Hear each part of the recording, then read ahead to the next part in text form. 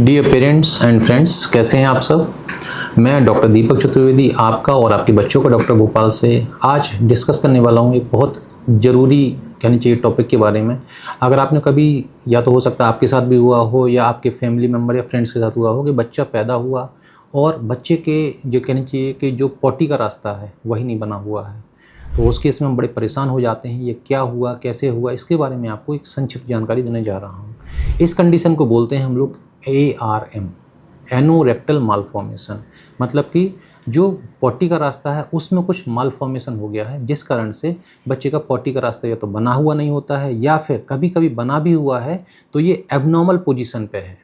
तो फ्रेंड्स, ये देखा जाता है कि ये कॉम्प्लेक्स डिसऑर्डर है जिसमें क्लोएका से लेके सिंपल पेरी एनल फिस्टुला के फॉर्म में ये प्रेजेंट करता है। और आप इस चीज़ को जान के हैरान हो जाएंगे कि 5000 डिलीवरी में एक बच्चे में ये कॉमनली पाया जाता है। तो ऐसा नहीं है कि बहुत रेयर एनॉमली है, 5000 में एक बच्चे में ये देखा जाता है।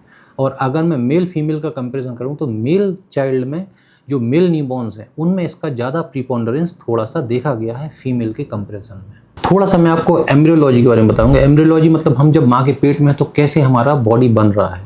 तो नॉर्मली ये देखा गया है कि जो एनोरेक्टम मतलब कि जो हमारा जो पॉटी का रास्ता है, ये जनरली जब हम 9 वीक के हैं, मतलब कि हार्डली 2 महीने के आसपास जब हम माँ के पेट में, तभी ये कंप्लीट बन चुका होता है। ये 3 भागों में बनता है। पहले तो क्लोएका बनती है, क्लोएका एक ब्लाइंड सा लूप होता है। उसके बाद क्लोएका डिवाइड होती है और फर्दर डिवीज़न के बाद इसके बाद जो थर्ड स्टेप होता है वो होता है एनल कैनाल का बनना।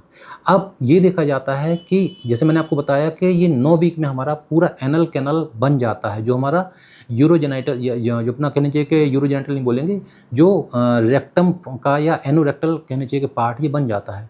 अब इसमें ये देखा गया है कि अगर 4 हफ्ते के पहले कुछ एनोमली हो गई तो डिफरेंट टाइप का कहना चाहिए कि प्रेजेंटेशन आता है, और अगर 7 हफ्ते के बाद अगर मान के चलो कुछ एनोमली हुई तो ये बोला जाता है कि एनस तो बन चुका होता है लेकिन वो एबनॉर्मल पोजीशंस में मिलता है। दोस्तों, जो कि ये बहुत कॉमन सी समस्या है, तो इसको 3 प्रकार से क्लासीफाई किया गया है। पहला तो है क्रिकिनबर्ग क्लासिफिकेशन, इसके बाद है विंग स्प्रेड और एक है इंटरनेशनल क्लासिफिकेशन। अब इसकी डिटेल में मैं नहीं जाने वाला हूँ। सबसे ज़रूरी है कि अगर ये कंडीशन आपके या आपके किसी जान पहचान के बच्चे में पाई जा रही है तो इसके साथ बहुत बार देखा गया है कि एसोसिएटेड एनोमली हो सकती है। तो एसोसिएटेड एनोमली को हम लोग वेक्टरल एनोमली बोलते हैं। वेक्टरल मतलब V से हो गया वर्टिबल एनोमली, A से हो गया एनोरेक्टल एनोमली, R से हो गया आपका रीनल एजेनेसिस, T से हो गया आपका ट्रेकियल एनोमली मतलब ट्रेकियो एसोफेजियल फिस्टुला।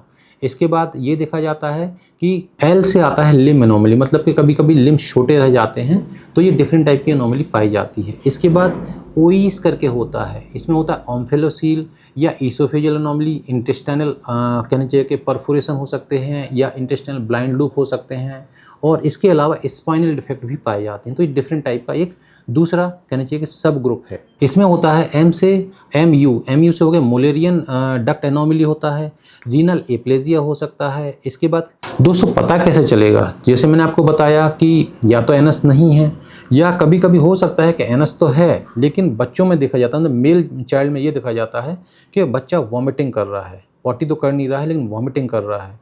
फीमेल चाइल्ड में देखा जाता है कि पॉटी के रास्ते से नहीं हो रही है, मान के चलो कि वेजाइना के थ्रू हो रही है।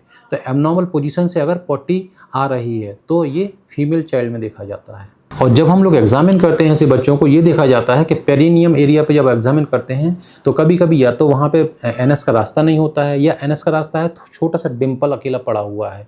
कभी कभी स्पाइनल डिफेक्ट मिल सकते हैं ऐसे बच्चों में। इसको हम लोग इन्वेस्टिगेट कैसे करते हैं, कैसे हमें इसको इन्वेस्टिगेशन में जाना है?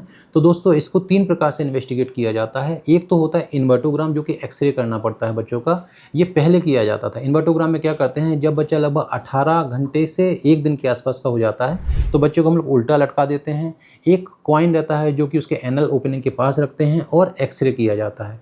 उस एक्सरे में हम लोग जो गैस शैडो होती है वो हम लोग उसका डिस्टेंस मेजर करते हैं और उस अकॉर्डिंगली हम लोग हाई, इंटरमीडिएट या लो वैरायटी ऑफ ARM है वो पता कर लेते हैं। लेकिन अब क्या होता है कि बच्चा, एक तो बच्चे को भी दिक्कत है, डिस्ट्रेस हो सकता है, बच्चा परेशान रहता है, तो बच्चा हिल-डुल रहा होता है, तो आजकल इन्वर्टोग्राम नहीं करते हैं। उससे अच्छी टेक्निक एक आ गई है क्रॉस टेबल लैटरल व्यू, मतलब बच्चे को हम लोग लिटा देते हैं और साइड से एक्सरे करते हैं, तो उससे ज़्यादा अच्छा हमें पोजीशन पता चल जाता है और हाई लेवल और इंटरमीडिएट जो भी कहने चाहिए कि पोजीशन है गैस शैडो की, तो हम लोग उससे पता कर लेते हैं और अकॉर्डिंगली हम लोग उसको क्लासीफाई कर लेते हैं। इसके बाद जैसे मैंने आपको बताया क्रॉस टेबल लैटरल व्यू के बाद हम लोग यूएसजी कर सकते हैं। यूएसजी में क्या होता है कि जो रेक्टल पाउच होता है उसके डिस्टेंस को हम लोग मेजर कर लेते हैं। तो जो प्रोब होता है वो हम पेरिनियम के पास, जो एनल कैनाल या अपना जो एनस है उसके पास रखते हैं और ये देख लेते हैं, डिस्टेंस मेजर करके देखते हैं। अगर मोर देन 15 mm है जो रेक्टल पाउच का डिस्टेंस है, तो ये हाई कैटेगरी का है, और अगर लेस देन 15 mm है तो ये लो कैटेगरी का ARM है। अब हम आते हैं इसके इनिशियल मैनेजमेंट पे। इनिशियल मैनेजमेंट में क्या करते हैं कि एक तो बच्चों को हम लोग को एडमिट करना है। बच्चों को हम लोग या तो नाक से या मुंह से ट्यूब डाल देते हैं, जिससे अगर उसका पेट फूला हुआ है तो वो डीकम्प्रेस होने लग जाता है, मतलब धीरे धीरे पेट की हवा निकलने लग जाती है। बच्चों को विटामिन के का इंजेक्शन दिया जाता है। बच्चों को फर्स्ट लाइन एंटीबायोटिक स्टार्ट कर देते हैं। बच्चों को IV फ्लूइड स्टार्ट कर देते हैं। और फिर इसके बाद हम लोग देखते हैं कि किस प्रकार का लेवल है, और उस प्रकार के लेवल के हिसाब से हम लोग बच्चों के स्पेसिफिक मैनेजमेंट की ओर जाते हैं। स्पेसिफिक मैनेजमेंट में देखा जाता है कि या तो हम सिंगल स्टेज ऑपरेशन कर सकते हैं, जैसे कि अगर लो ARM है तो सिंपल हमें एनल ओपनिंग बनानी है लो RM के, और उसके बाद बच्चों को छुट्टी कर दिया जाता है कुछ समय बाद जैसे ही फीडिंग स्टेबलिश होती है। लेकिन अगर हाई ARM है तो उस केस में हमें मल्टी स्टेज ऑपरेशन करने पड़ते हैं। उसमें पहले तो एक पॉटी का रास्ता बाहर बना दिया जाता है जिसको बोलते हैं इनिशियल कोलोस्टोमी। उसके बाद कुछ समय के बाद जब बच्चा थोड़ा बड़ा हो जाता है, बच्चे का वजन बढ़ जाता है, तो हम लोग पुल थ्रू ऑपरेशन करते हैं। और जब पुल थ्रू ऑपरेशन के बाद कुछ समय के बाद हम लोग प्रॉपर कहनी चाहिए कि फाइनल ऑपरेशन करके बच्चे का जो प्रॉपर डाइजेस्टिव सिस्टम होना चाहिए वैसे बन जाता है और बच्चों को छुट्टी कर दिया जाता है। तो फ्रेंड्स, ये कॉम्प्लिकेटेड सा टॉपिक है ये, लेकिन मैंने आपको एक जानकारी हो इसके लिए बताया है। अगर आपको कुछ भी मेरे से क्वेश्चन पूछना है इस रिगार्डिंग, तो आप डेफिनेटली जो स्क्रीन पर नंबर आ रहा है आप मेरे से बात कर सकते हैं। नमस्ते।